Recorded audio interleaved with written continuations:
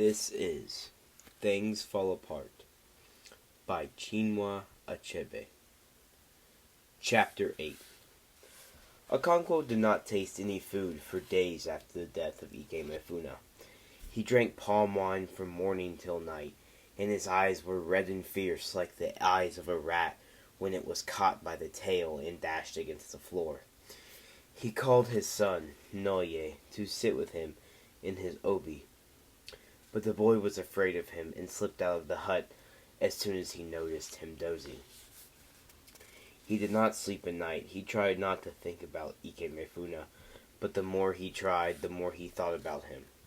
Once he got up from the bed and walked about his compound, but he was so weak that his legs could hardly carry him.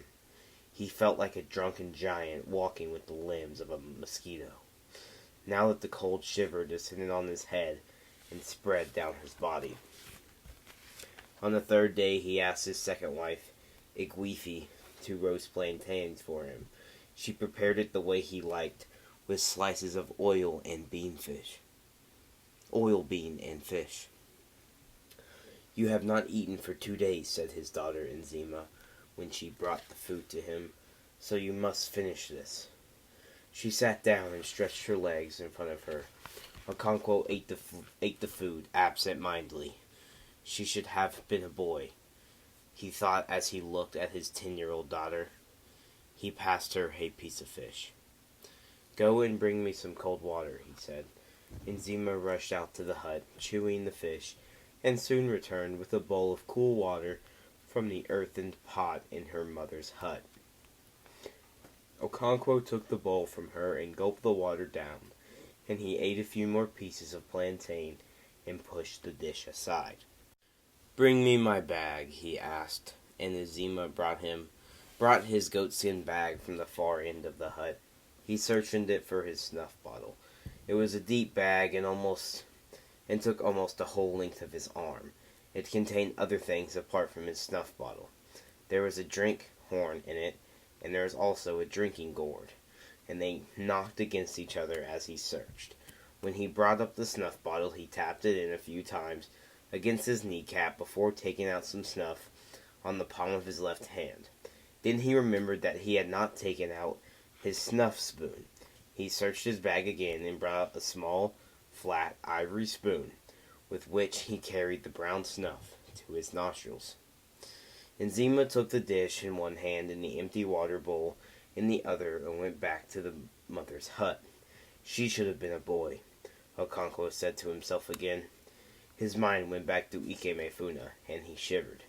If only he could find some work to do, he would be able to forget. But it was the season of rest between the harvest and the next planting season. The only work that men did during this time was covering the walls of their compound with palm fronds. And Okonkwo had already done that. He had finished it on the very day the locusts came, when he had worked on one side of the wall and Ike Mefuna and Noye on the other. "When did you become a shivering old woman?" Okonkwo asked himself. "You, who are known in all the 9 villages for your valor in war. How can a man who has killed 5 men in battle fall to pieces because he had added a boy to their number? Okonkwo, you have become a woman indeed." He sprang to his feet, hung his goatskin bag on his shoulder, and went to visit his friend, Obirika. Obirika was sitting outside the shade of an orange tree, making thatches from leaves of the raffia palm. He exchanged greetings with Okonkwo and led the way into his obi. "I was coming over to see you as soon as I finished that thatch," he said, rubbing off the grains of sand that clung to his thighs. "Is it well?" Okonkwo asked. "Yes," replied Obirika. "My daughter's suitor is coming today, and I hope we will clinch the matter of the bride piece. I want you to be there." Just then Obirika's son, Maduka, came into the obi from the outside, greeted Okonkwo, and turned towards the compound. "Come and shake hands with me," Okonkwo said to the lad. "Your wrestling the other day gave me much happiness." The boy smiled, shook hands with Okonkwo, and went into the compound. "He will do great things," Okonkwo said. If I have a son like him, I should be happy. I am worried about Inoue. A bowl of pounded yams can throw him in a wrestling match. His two younger brothers are more promising, but I can tell you, Obirika, that my children do not resemble me. Where are the young suckers that will grow when the old banana tree dies? If Azima had been a boy, I would have been happier. She has the right spirit. You worry yourself for nothing, said Obirika. The children are still very young. Onoye is old enough to impregnate a woman. At his age, I was already fiending for myself. No, my friend, he is not too young. A chick that will grow into a cock can be spotted the very day it hatches. I have done my best to make Noye grow into a man, but there is too much of his mother in him, too much of his grandfather. Obirika thought, but he did not say it. The same thought also came to Okonkwo's mind, but he had long learned how to lay that ghost. Whenever the thought of his father's weakness and failure troubled him, he expelled it by thinking about his own strength and success. And so he did now. His mind went to his latest show of manliness. I cannot understand why you refused to come with us to kill the boy, he asked Obirika. Because I did not want to, Obirika replied sharply. I had something better to do. You sound as if you question the authority and the decision of the oracle, who said he should die. I do not. Why should I? But the oracle did not ask me to carry out its decision. But someone had to do it. If we were all afraid of blood, it would not be done. And what do you think the oracle would do then? You know very well, Okonkwo, that I am not afraid of blood. And if anyone tells you that I am, he is telling a lie. And let me tell you one thing, my friend. If I were you, I would have stayed home. What you have done will not please the earth. It is the kind of action for which Goddess wipes out whole families. The earth cannot punish me for obeying her messenger, Okonkwo said. A child's fingers are not scalded by a piece of hot yam which its mother puts into its palm. That is true, Obirika agreed. But if the oracle said that my son should be killed, I would neither dispute it nor be the one to do it. They would have gone on arguing if Ofodu did not come in just then. It was clear from his twinkling eyes that he had important news, but it would be impolite to rush him. Obirika offered him a lobe of the kola nut he had broken with Okonkwo. Ofidu ate slowly and talked about the locust. When he finished his kola nut, he said, The things that happen these days are very strange. What has happened? Said Okonkwo. Do you know Oblifi Ndulu? Odufu asked. Oblifi Ndulu of Erie Village. Okonkwo and Obirika said together. He died this morning, said Ofudu. That is not strange. He was the oldest man in Erie, said Obirika. You are right, Odufo agreed. Ofo Idu agreed. But you ought to ask why the drum has not beaten to tell Umofia of his death. Why? Asked Obirika and Okonkwo together. That is a strange part of it. You know it, his first wife, who walks in with a stick. Yes, she is called Ozi Mina. That is so, said Ofo Idu. Ozoima was, as you know, too old to attend Ndulu during his illness. His younger wives did that. When he died this morning, one of these women went to Ozonima's hut and told her. She rose from her mat, took her stick, and walked over to the obi. She knelt on her knees and hands at the threshold and called her husband, who was laid on a mat. Ogwifi Ndulu, she called 3 times. 3 times and went back to her hut. When the youngest wife went to call her again to be present at the washing of the body, she found her lying on the mat, dead. "That is very strange indeed," said Okonkwo. "They will put off Ndulu's funeral until his wife has been buried. That is why the drum has not beaten to tell Umofia. It is always said that Ndulu and Ozimana had one mind," said Obirika. "I remember that I was a young boy. There was a song about them. He could not do anything without telling her." "I did not know that," said Okonkwo. "I thought there was a strong man in his youth." "He was indeed," said Ofoidu. Okonkwo shook his head doubtfully. "He led Umofia to war in those days," said Obirika. Okonkwo was beginning to feel like his old self again. All that he required was something to occupy his mind. If he had killed Ikemefuna during the busy planting season or harvesting, it would have not been so bad. His mind would have been centered on his work. Okonkwo was not a man of thought, but of action. But in absence of work, talking was the next best. Soon after Ofoidu left, Okonkwo took up his goatskin bag to go. "I must go home to tap my palm trees for the afternoon," he said. "Who taps your tall trees for you?" asked Obirika. "Izi Ulike," replied Okonkwo. "Sometimes I wish I had not taken the Uzo title," said Obirika. "It wounds my heart to see these young men killing palm trees in the name of tapping." "It is so indeed," Okonkwo said, "but the law of the land must be obeyed." "I don't know how we got that law," said Obirika. "In many other clans, a man of title is not forbidden to climb the palm tree. Here we say he cannot climb the tall tree, but he can tap the short one standing on the ground. It is like Diamaragana, who would not lend his knife for cutting up dog meat because the dog was taboo for him, but offered to use his teeth." "I think it is good that our clans hold the Ozu title in high esteem," said Okonkwo. In those other clans you speak of, Uzo is low and every beggar takes it. I was only speaking in jest," said Obirika. "In Abami and Anita, the title is worth less than 2 cowries. Every man wears the thread of his title on his ankle, and does not lose it even if he steals." "They have indeed soiled the name of Ozo," said Okonkwo as he rose to go.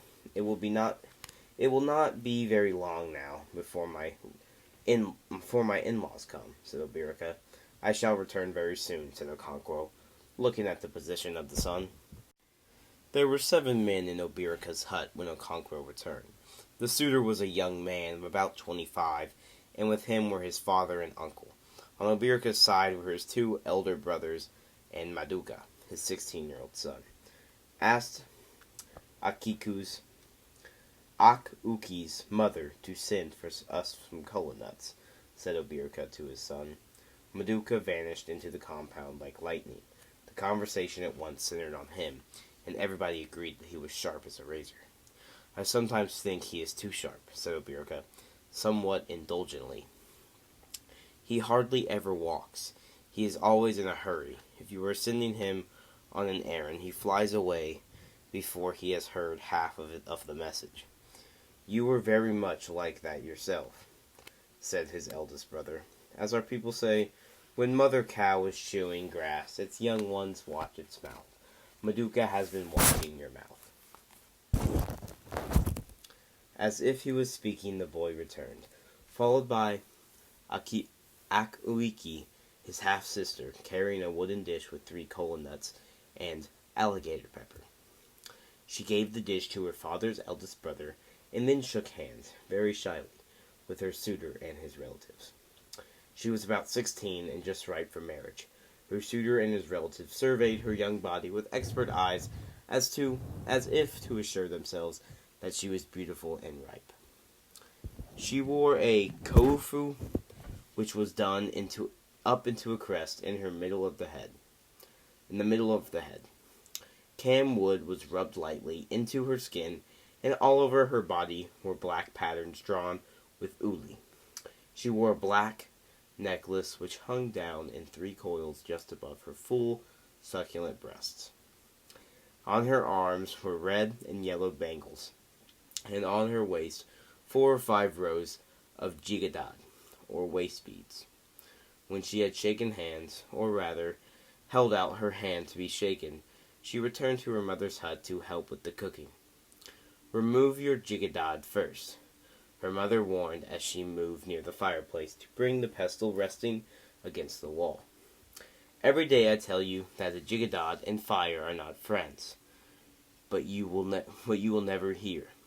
You grew your ears for decoration, not for hearing. One of these days your jigadad will catch fire on your waist, and then you will know." Akuiki moved to the other end of the hut and began to remove her waist beads. It had to be done slowly and carefully, taking each string separately. Else it would break, and the 1,000 tiny rings would have to be strung together again. She rubbed each string downward with her palms until it passed the buttocks and slipped down to the floor around her feet. The men in the obi had already begun to drink the palm wine which Akui's suitor had brought. It was very good wine and powerful, for in spite of the palm fruit hung across the mouth of the pot to restrain the lively liquor, white foam rose and spilled over. "That wine is the work of a good tapper," said Okonkwo. The young suitor, whose name was Ibe, smiled broadly and said to his father, "Do you hear that?" He then said to the others, "He will never admit that I am a good tapper. He tapped 3 of my best palm trees to death," said his father, Ukeub. "That was about 5 years ago," said Ibe, who had begun to pour out the wine, "before I learned how to tap." He filled the first horn and gave it to his father. Then he poured out for the others. Okonkwo brought out his big horn from the goat skin bag, blew into it to remove any dust that might be there, and gave it to Ibe to fill. As the men drank, they talked about everything except the thing for which they gathered. It was only after the pot had been emptied that the suitor's father cleared his voice and announced the object of their visit. Obirika then presented to him a small bundle of short broomsticks. Ukwebu counted them. "They are 30, he asked. Obirika nodded in agreement. "We are at last getting somewhere," Ukeug said. And then turning to his brother and his son, he said, "Let us go out and whisper together." The 3 rose and went outside. When they returned, Ukwebu handed the bundle of sticks back to Obirika. He counted them. Instead of 30, they were now only 15. He passed them to the eldest brother, Machi, who also counted them and said, "We had not thought to go below 30, but as the dog said, if I fall down for you and you fall down for me, it is play. Marriage should be a play, not a fight. So we are falling down again." And then added 10 sticks to the 15 and gave the bundle to Ukebu. In this way, Aku's bride price was finally settled at 20 bags of cowries. It had already dusk when the 2 parties came to this agreement. "Go and tell Akuik's mother that we have finished," Obirika said to his son, Maduka. Almost immediately, the women came in with a big bowl of fufu. Obirika's second wife followed with a pot of soup, and Maduka brought in a pot of palm wine. As the men ate and drank palm wine, they talked about the customs of their neighbors. "It was only this morning," said Obirika, "that Okonkwo and I were talking about Abame and Anita, where titled men climb trees and pound fufu for their wives. All their customs are upside down. They do not decide bride prices we do with sticks. They haggle and bargain as much if they were buying a goat or cow in the market." "That is very bad," said Obirika's eldest brother. "But what is good in one place is bad in another place. In Usumu Unso, they do not bargain at all. They do not bargain at all, not even with broomsticks. The suitor just goes on bringing bags of calories until his in-laws tell him to stop. It is a bad custom because it always leads to quarrel. The world is large, said Okonkwo. I have even heard that in some tribes a man's children belong to his wives and her family. That cannot be, said Machi. You might as well say that women lies on top of the man when they are making the children. It is like the story of the white men who, they say, are white like this piece of chalk, said Obirika. He held up a piece of chalk, which every man kept in his obi, and with which his guests drew lines on the floor before they ate cola nuts. And these white men, they say, have no toes. And have you ever seen them? Asked Machi. Have you? Asked Obirika. One of them passes here frequently, said Machi. His name is Amadi. Those who knew Amadi laughed. He was a leper, and the polite name for leprosy was the white skin.